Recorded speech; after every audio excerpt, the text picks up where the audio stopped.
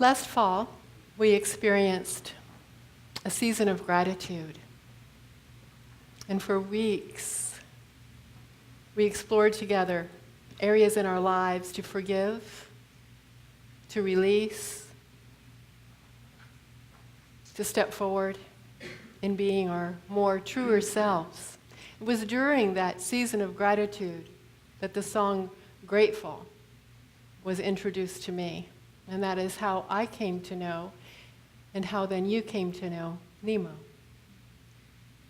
We then moved into Advent, the season of Advent. Then the holy season of Easter. We begin now a season of healing.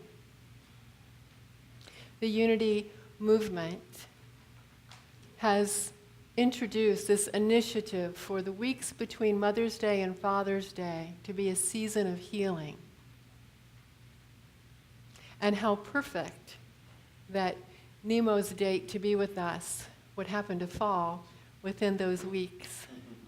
That was not planned.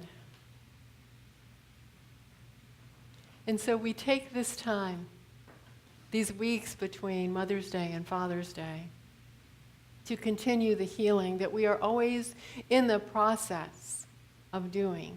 But we are always finding ways as things arise, as our buttons get pushed, and we get to examine yet again something we thought we had healed, and we get to look at it and heal it from another perspective and a deeper level. And Nimo, one of your tours was called Healing the World, was it not? Yes. Yes. Yes. It was heal. They called it Heal Your World. Heal Your World. This was in the Philippines just a month ago, and we did a little show with young girls who are all musicians and theatrical artists, but their decision to do a show that was called Heal Your World was so powerful, actually, to hear it from young children. This idea that we are responsible, one person at a time, to heal ourselves, purify ourselves, and in that way spread that message across the world. Yeah. So that's part of the work that you did when you were in the Philippines recently. Yeah, it was really beautiful because we had a concert that we were doing called Heal Your World, but most of the week was gone into actually connecting with communities there. And we went to one of the most amazing boarding schools that I've ever seen. 3,000 young girls from the poorest parts of the Philippines who have to take an exam, then they get interviewed by these nuns. If they pass, the nuns go to their homes to see that they are from some of the poorest parts. And then if they are, they get accepted to the school that was just majestic. 3,000 young girls, and when we got there, they're performing the song right in front of us, all synchronized. 3,000. I was just like, I thought I was going to be going into a prison, and I went into this, I felt like heaven. But places like that, we got a chance to explore male and female high security prisons, slum communities where the kids and families live in garbage dump areas. And what I feel like these are the souls of our planet. The warmth and the soul of our planet lie in these places. And the more we can connect with those spaces, the more our hearts open up to want to connect and serve a little more. So it's really heart-opening to get a chance to be in those communities, yeah. Yes, yes. As you all came in today, you were given index cards in case you had questions that you would like to ask Nimo. Bree, can you bring that basket forward? If you do have questions that you think of now, you can write them on an index card and the ushers will pick them up. No questions in the basket? Does anyone have written questions for Nimo? Maybe they didn't know. Okay. One in the back over there. One in the back. Okay, you can put the card in the basket. I will go ahead and start with some pre-prepared questions I have. So Nimo, I got to travel some with you on Monday as we visited some schools, and you very obviously have this magical rapport with children. Has this always been so? I am a child. Is that the secret? I like my friends. I love children. I always think to myself that children, this is just in my own imagination and heart, but children, animals, and trees are the purest beings on this planet. This is bias, I guess. I don't know. I just feel there's this is immense purity that exists in these beings, and they teach us so much. And I love, like yesterday we saw whoever was here, our children here, just the joy, the simplicity, the true nature. It reminds us that how do we go back there? How do we get back to that space? And so to be around them is this constant blessing, actually. And so I really enjoy time with my nieces and nephews and all the kids around the world. I feel like they're all my kids in some way or another, my little brothers and sisters. Yeah, really enjoy it. Well, and Nimo shared with me on Monday, at the end of the day, how rich, how fed he felt. You know, I pick him up off the ferry. I thought they fed him on the ferry. They didn't. He'd had no lunch. I take him to the first school. I go get some food, but he doesn't have time to eat it between the first and the second school. So it's not until like 3:30 that he's finally having some lunch. And then we go to another school, which we finished up after 5. And he was just bouncing. I mean, the energy, because he was fed by the children, this didn't exhaust you at all. Yeah, no, Yeah. I think it's, whenever we're in a space of, I think, love, or a space where our hearts connect, I really think that we're fed in, amazing ways. Then I think children do that for us. And even walking around Key West, I feel like the doggies are doing that for me. And everyone has a dog. It's so nice. If you could convey one single message, and I know that your songs convey messages to the children, but if you could convey one message that you know that they would hear and embrace, what would it be? To everyone, or to children, you're saying? I just feel, I really go back to Mother Teresa's beautiful quote. She said, "We can do no great things, but we can do small things with great love." And to go back to this space that whatever we do, how do we do it with that purity of heart, and not worry about how big it is or how much impact it's going to create or what are the ripples going to be of this, but know that and have faith that this is what I'm meant to do right now. If I'm meant to wash dishes right now, I'm going to just enjoy those dishes and wash them and clean them. And it's just everything if our day goes by like that, then what a blessed day we have. And who knows where we're touching lives and where we're not and what's coming out of it. But what I love about that is Mother Teresa humbly says that, amazingly see the great things she has done on this planet. But she started off in Calcutta looking outside this private school she was a nun at and says, I just want to serve these kids out here. They're not getting served. And everybody was kind of against her in that sense to go outside of the congregation, and she does. And one little hand wash, wiping some snots off some kid's nose, who knew that it would unfold to serve so many millions of people on the planet? She wasn't worried about that. She was serving that one young girl or child. And I just think it's amazing. We never know where it leads, and it doesn't matter, but to do small things with great love, I think, is very important. Which connects with your planting seeds. Yeah. Yes, planting those seeds. Yeah, and letting go and watering them, and wherever they may go, they go. Beautiful. Besides your heritage, we know that you were born here in the States as your parents are from India. Was there anything else that drew you to doing work in India? Actually, I initially, I went there to serve for 6 months, and I came back, but then I went there long-term for 2 years to run a business that I had, a media company. But in the middle of that, I realized I was still not walking the right path.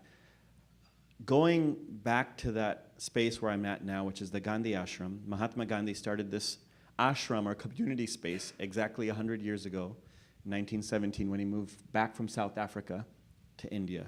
And it's a sacred space, and for me to be able to, when I was trying to figure out a place to serve, I think it was the same reason he had selected to go back to that space, because it's my native state where my parents are from. And it gave me a chance to kind of understand the language and already create a tie with the children, and communication is really important, I feel. So I went back there, the small little story that connects me there originally is in 2002, when I was living in New York. There was a small musical that came to New Jersey called IKTA, which means unity. And this was a show of 14 slum children from that nonprofit that I now have been serving at for the last 7, 8 years. And they did a show tour across America, and I saw that show, 14 children from our slums sharing this message of oneness and unity. And I was just blown away, and I think it was the seed that was planted that later, about 8 years later, made me come back there. Yeah. Because you had been very successful in everything you had touched. You'd been successful as a businessman, a musician. Yeah, success is relative, but I felt fulfilled. I felt like I had achieved what I had been wanting to achieve in my small ways, and I think the main thing was that I wasn't feeling fulfilled inside. I felt empty in a certain way, even though outside, materially speaking, I had whatever I really needed. And to me, at some point in my journey, that really didn't make sense. That if this is what success meant to you, and yet you're feeling empty, then you have to really rewire yourself. Otherwise, you're just going to live a life of suffering. And that really made me question everything and start over again. And that's when I moved to the Gandhi Ashram, where I've been trying to find myself. And Mahatma Gandhi has this beautiful quote that I really love. It says, "The best way to find yourself is to lose yourself in the service of others." Yes. And I think as we start serving, it may still come from an ego space, but little by little, you realize that you're either going to continue suffering if you're coming from that space, or you surrender and you melt and you realize that you're just a servant. You're just a welcome mat. And you live in that way as much as you can until your walls start breaking down and you start awakening to who you are. And so you have been awakening. Trying to. Really sleepy all the time still. Yeah, no, I think it's a life journey. Maybe actually we joke around, it's a lifetimes of journeys to waken up and to see the light and to see the love in each other and to keep serving and purifying our mind and heart. But more important than that result is to keep walking towards it. And yes, I'm committed to walking towards it. And you're sharing your love helps others do the same. Mm. Who are your mentors, your guides? All of us. Children, animals, nature, my noble friends. My brother Neil here, he's in the back. I mentioned him yesterday. But just friends that I constantly am inspired by that are committed to walking their path towards not harming others, helping others, and purifying their own minds and hearts. I feel like those are all friends and families. And a lot of times, the times that challenges arise, or there is somebody pushing your buttons, they are the truest teachers. Yes. Because if I'm ready to work on myself, then this is the best opportunity I have. So ultimately, yes, everybody and everything and every situation ends up being the mentor. Mahatma Gandhi is a great soul that I appreciate the way he lived his life. His biography is called The Story of My Experiments with Truth. What I really appreciated about his life journey is that he experimented. Nothing was perfect. And to say on all of our lives journey, how do we experiment? One small step. We don't need to make big leaps. If I want to work on this virtue or value of myself, I'm going to just focus on that for the next 3 months. They're all interconnected, but if I want to stop judging people, or if I want to, purify my mind in a certain way, or stop being angry, whatever it might be, I love this idea, this experiment. Do little experiments. Or in India, it's a big practice for me to do little experiments, whether it's like fasting or practicing certain, okay, I'm going to commit to meditation hours this amount for this amount of days, or stop using this form of transportation because I feel it's luxurious, or whatever it might be, but keep practicing, experimenting, and seeing how to keep working on, oneself. I think is so important. I like that term, experiment. Ooh. What is the biggest pain, disappointment, or time when you experience change in you to do something differently? Um, I think there are many points. There was one challenging time where I felt like I almost lost my arms because they were deteriorating through what we call repetitive stress injury or carpal tunnel. But there was a 5-year journey where it just got worse to the point where I couldn't really use them anymore. And I was going through a phase of imagining where I thought life was supposed to go and where it's gotten to, and started doing different practices in my own life to purify that. I stopped drinking, meditating a lot more, and accepting the situation, but trying to find different paths. But the blessings of it all are so humbling. And we go through all of life's journeys with whatever obstacles we have, and to come out of it in whatever way we can, looking back and saying, wow, like without that, I wouldn't think the way I think or feel the way I feel now, or have been humbled in a certain way that I feel is the most important thing. So that was one important situation. 9/11, I was living literally a block away from the World Trade Center. I was working in one of the World Trade Center buildings, the World Financial Center building. When that happened, it was life-shifting. It made me question, and right in front of my eyes, made me really question, what am I doing here? What am I doing with my life? Yeah, I might be making good money and living a good life, but how am I really using my life right now? Who knows when it's going to go? And that was a big shift also in my heart to say, how do I want to use this time that I have, this precious time? At any point, the most unimaginable thing that I could ever imagine, I used to think about, whoa, what if this falls? And you just joke around about it. And when it happened, it's like anything can happen on this planet. And how do we want to use this precious time we have right now? And that was also quite heart-shifting in my life, yeah. That reminds me of your quote from Empty Hands. Would you share that? Yeah, Empty Hands, quote, the message behind Empty Hands for me is just that we all come onto this planet empty-handed. All of us crying, naked and crying. And we all leave empty-handed. A lot of us might end up leaving in the same way, crying, or not feeling like we want to leave, but actually, how do we reverse it and leave with a smile? But what do we need to do in our lives right now that leads us to the art of dying? How do we live now so that we smile as we leave, I think is important. And knowing that these two moments are the beginning and the end of our physical journey here is so important, so that we let go of a lot of the tension we create for ourselves.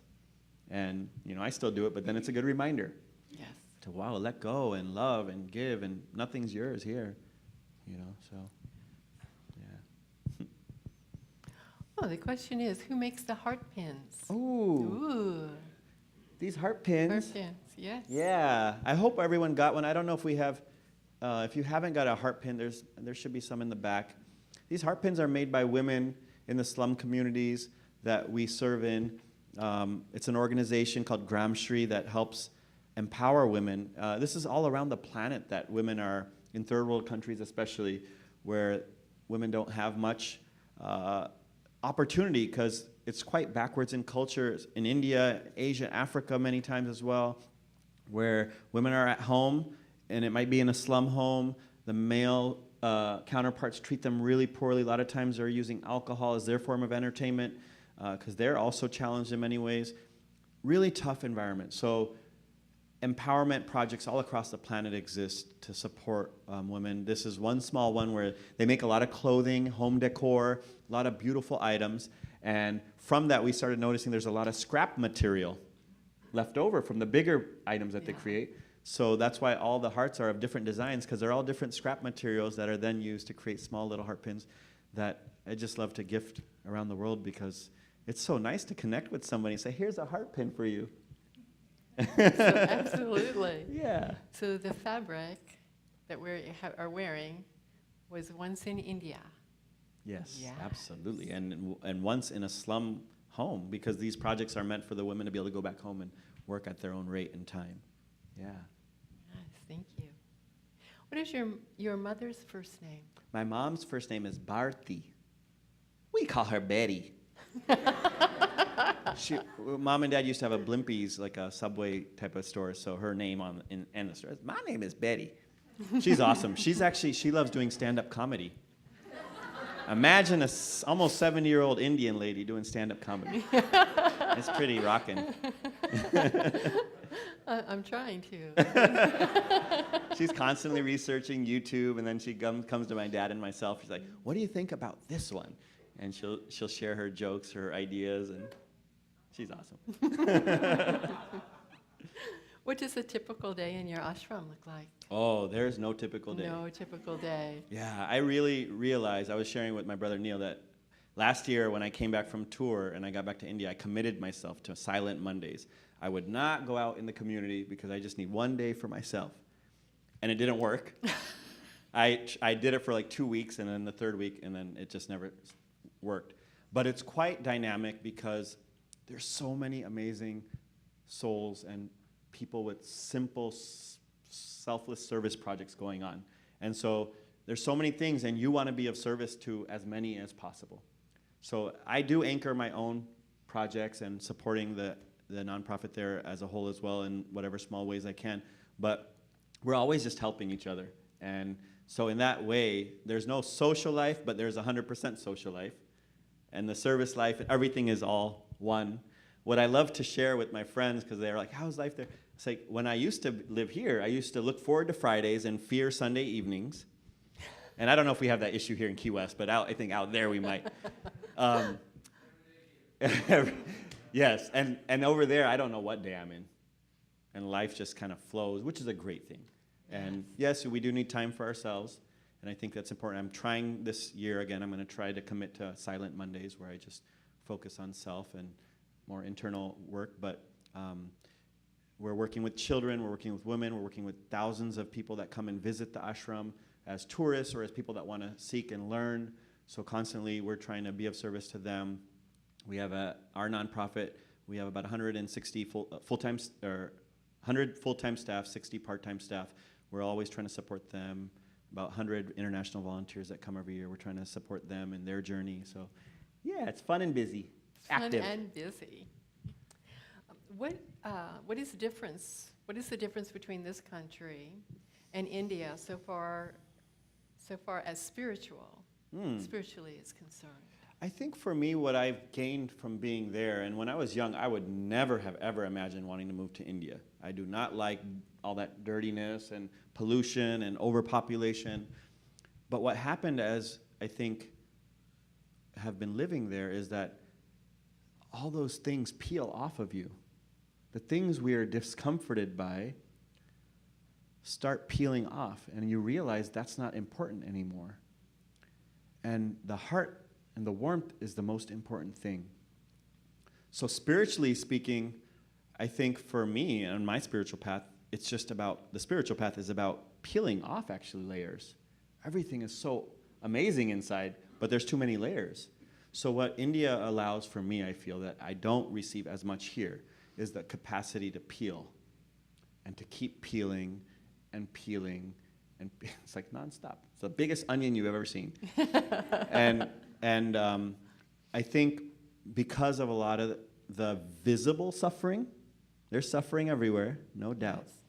Because of the tangible, visible suffering, it creates a shift in you. You know, when I'm directly working, or when even whoever visits, when you see a country, it's an exposed country. You walk and you see life through your eyes anywhere you go. You can see inside homes, you see people's hearts, you see people. And because of that, you know, that closeness, that grittiness, you're constantly being taught and reflecting and thinking. And I feel like, to me, those few elements create a very optimal space for a spiritual path, you know. And here I feel it's different. I feel like you have to have a stronger anchor. That's why I think homes like this are so important, because you need that strong anchor to commit to that. And to have a family like we have here is part of that path. To say, hey, this is how I'm going to commit at least once a week. And then how do I practice that throughout the week is up to me. Yes. But you have to practice. I think over there's daily you're forced to practice. Yes. You're in the midst of it. You're in the midst of it, yeah. You're in the midst of it. Well, there's one last question we can get to, and that is, would you tell us what is next for you? Where do you go from here?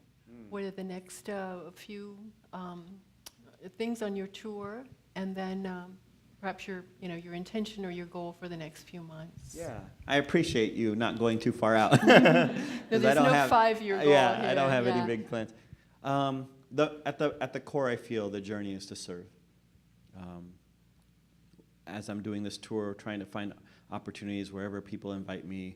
I'm going to Chicago and Madison next week. I'm excited, going to a few elementary schools in Madison, Wisconsin, and they've been super excited about practicing gratitude and kindness in their schools. And one of the schools doesn't know that I'm coming. The teacher has kept it a surprise, but they've been working with my music and the message for quite a while, so we're going to do a surprise assembly, which is so awesome. And then the next stop after going back to see Mom and Dad for a few days is going to Israel. And I'm quite excited about that because of the challenges that we face in the Middle East. And we're just going to spend time with different Arab and Jewish communities in the space of coming together. So about a week of time in that manner. And then to South Africa for 2 weeks where, again, Mahatma Gandhi spent the most chunk of his time from 25 to almost 50 in South Africa. And so he has planted so many seeds out there.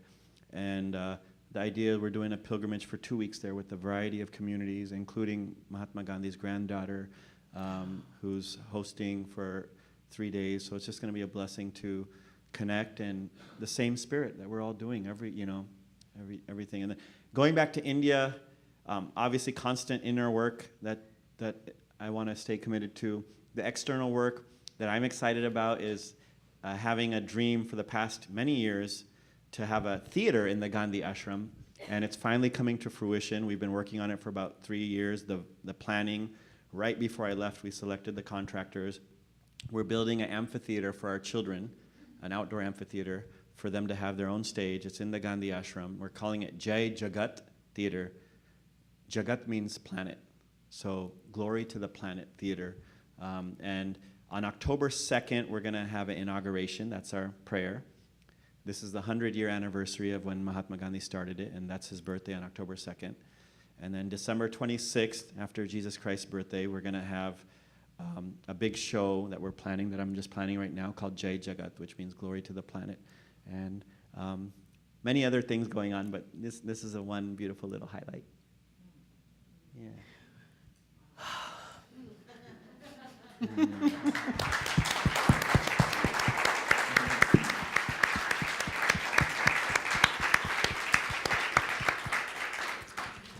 With all that said, it still feels so magical to me that Key West is part of that tour, and so grateful that you are here, that you've shared your love, you've shared who you are, you've shared your message, and just thank you so much.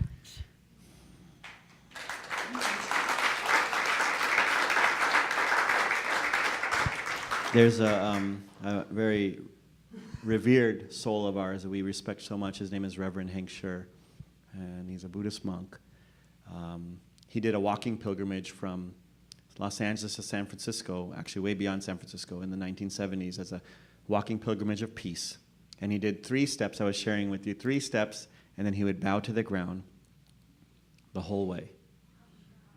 And he took a vow of silence, and it took him about 2.5 years to reach Ukiah, the city of 10,000 Buddhas, where he then continued in silence for another 1.5 years.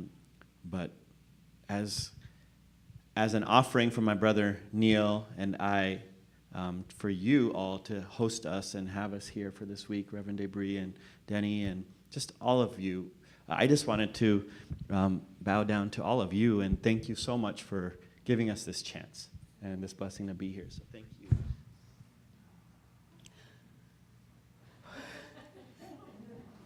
And with that, I wanted to just give you a small gift for the Unity Church that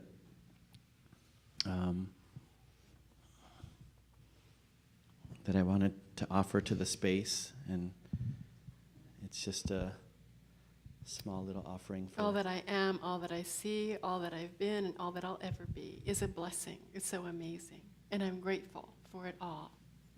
For it all.